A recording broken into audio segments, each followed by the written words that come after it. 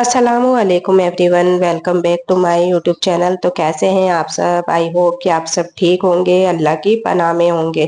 तो प्यारे भाइयों और बहनों, आज की ये वीडियो दिल से सुनिए, क्योंकि आज मैं एक ऐसे अमल को बताने जा रही हूँ जो आपके घर की बरकतों को बढ़ा देगा, परेशानियों के तूफान को टाल देगा और आपके घर के हर कोने में रहमत बरसाएगा।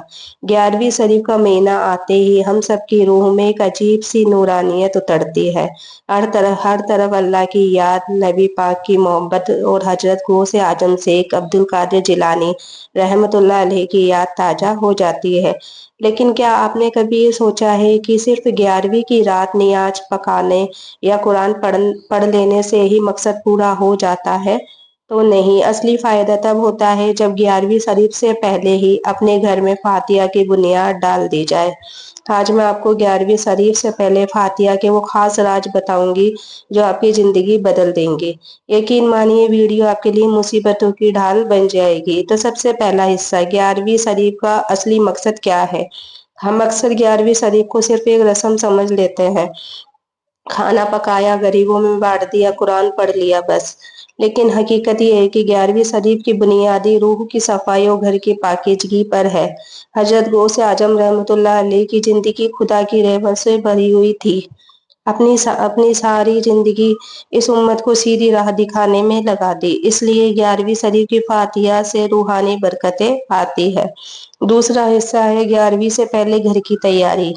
देखिए, जिस तरह किसी मेहमान को बुलाने से पहले हम घर की सफाई करते हैं, वैसे ही रहमत को बुलाने के लिए भी घर को पाक साफ करना जरूरी है। 11वीं शरीफ से पहले अपने घर में 3 काम जरूर करें। दिल की सफाई, किसी से गुस्सा, जलन, नफरत हो तो दिल से माफ कर दीजिए। रहमत उसी घर में उतरती है जहां दिल साफ होते हैं। दूसरा है घर की सफाई, हर कमरे के कोनों की सफाई करें, जहां गंदगी रहती है वहां बरकत नहीं ठहरती। तीसरा है नमाज और कुरान की रौनक। कोशिश करें कि 11वीं से 3 दिन पहले घर में लगातार नमाज हो। बच्चों से भी सूरत फातिहा और कलमा पढ़वाएं। तो अब आते हैं उस खास अमल पर। 11वीं शरीफ से पहले घर में जो फातिहा करनी चाहिए वो ये है। एक सफेद कपड़े पर 11 खजूर रखें।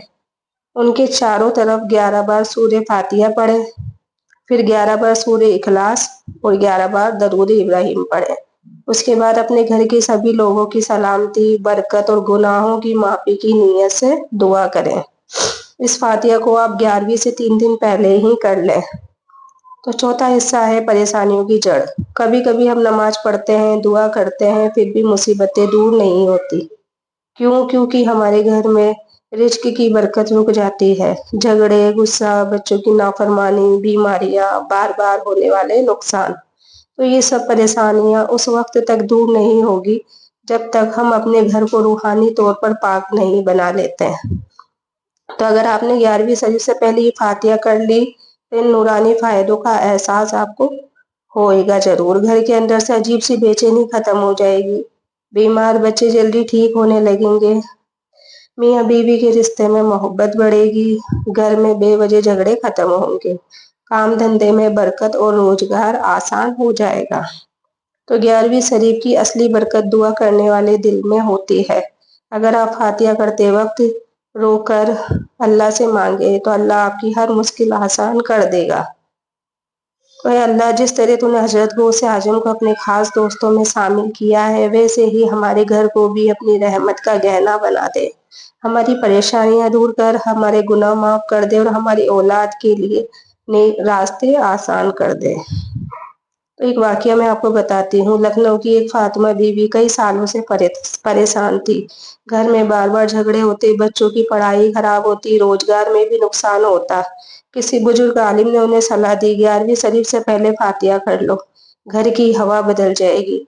उन्होंने उसी तरह फातिहा की। यकीन मानिए, अगले ही हफ्ते उनके घर के हालात बदल गए।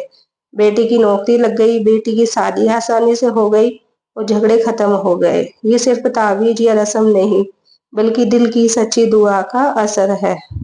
तो 11वीं शरीफ की फातिहा करते वक्त लोग अक्सर ये गलतियां कर बैठते हैं।